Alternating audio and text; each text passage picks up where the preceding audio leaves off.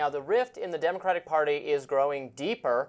DNC Vice Chair David Hogg announced last week that his We Deserve PAC would put $20 million toward primary challenges against safe seat Democrats who he says are ineffective. Now, the goal is to get younger faces in those seats, with a number of young progressive candidates already launching their primary bids against long-serving incumbent House Democrats. Now, that has angered a large portion of the party. Here's what Democratic strategist James Carville had to say about it.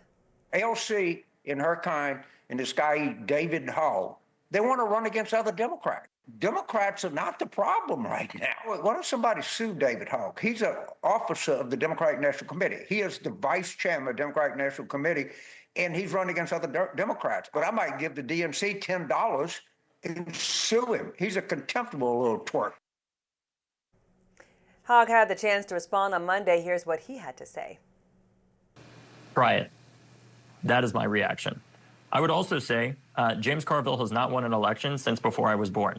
I think it's time to have new leaders in our party that are ready to meet this moment, because a lot of the people that are most critical of this plan are the same ones that had $2 billion to win an election and still lost.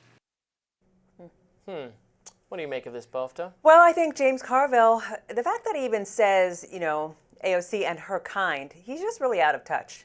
He's out of touch with the people. He's in touch with the party. And by that, I mean those who've, long-serving incumbent Democrats. I think he's in touch with the party. He's really out of touch with the people. I'm sorry, but Bernie Sanders and Senator Sanders, I should say, and AOC have gone all over the country and drawn huge crowds. And we've talked about this. That doesn't happen by accident. People aren't, skipping work, missing lunch, making sure that they take the day off for anything these days, right? And they're doing it to really be a part of something different. And so I do think that Hogg is onto something. I also think sometimes, when you're in a relationship, you want to shake things up a little bit. I think that's what he's doing. He's shaking things up, and he's saying, this is what's going down, and are you with it? And if you're not with it, you might be on the other side of things. I'm not saying that this is going to bode well, because I don't think you're definitely splitting a party, but there's something about injecting enthusiasm and a different voice inside of the party right now. And I think Hogg might be onto something. How he's going about it, I'm not sure. That $20 million is a lot of money. It's a lot of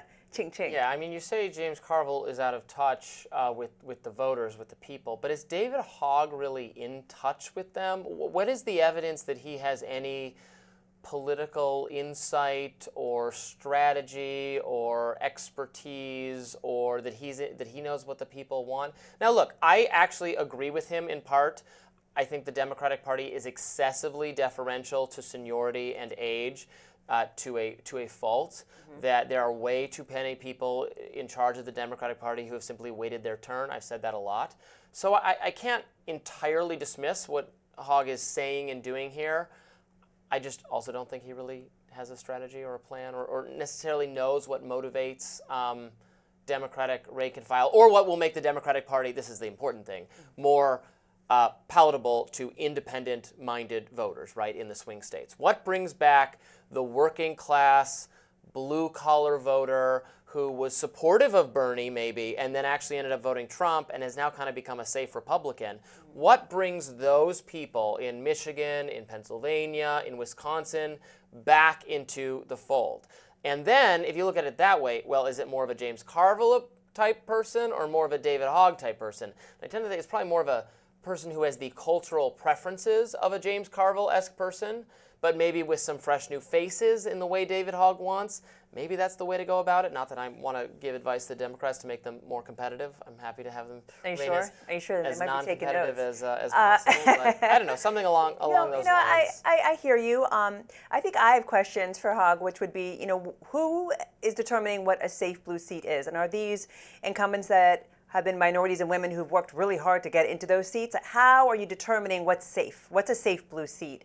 And what's going to be the strategy and the process around all that? And that's where I think things get murky, because you have Senator Cory Booker who's saying, I'm with our House incumbents and so forth, and really standing up for those who've essentially waited their turn or really fought really hard to be there. So my question to Hogg is more about who's determining that, and if it's just you or is it a group, and then who's the group? So those are my questions: is what's the process here of what's safe? What's a safe blue seat, and how do you determine somebody's not doing really well, right? Because it's not always the polls that show us. We've seen that. People have come out when polls showed somebody wasn't going to do well, and then boom, you see this huge turnout. So I have those kinds of questions for Hogg. I do wonder about that. Well, how he's determining who is effective, that is a pretty, well, what do you mean by that? I think by safe seat, he means, I don't know, D plus, what is safe? D plus 15? I don't know what counts as safe. Probably something like that.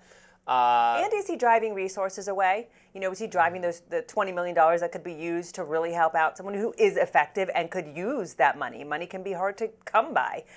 So is this going to be counterproductive? We don't know, especially because you're going to get now split messaging potentially, which is already a problem with the party. It's a splintered messaging. So, and he's an officer in the party. Yeah. He's a leader of I the know. party. I don't know That's why he was put in that well, position. that's why I but say, he is. sometimes it's good, though, to have somebody shake things up and give you a different perspective. Well, that's what Republicans have decided. Right. So I think we'll shake. He's taking a little page out the Shake, playbook. shake. Yeah, well, you guys shaking everything up. It's We like got a whole milkshake. you can't stop shaking. Right. Milkshake brings all But I the do think- voters to the yard. I'm not even going to go there. Yeah. Up next on It's Rising. only Tuesday. It's is it only Tuesday? It's only Tuesday. You talk about that. Harvard is suing the Trump administration back after funding cuts. The battle between the Ivies and the White House is continuing. We'll discuss.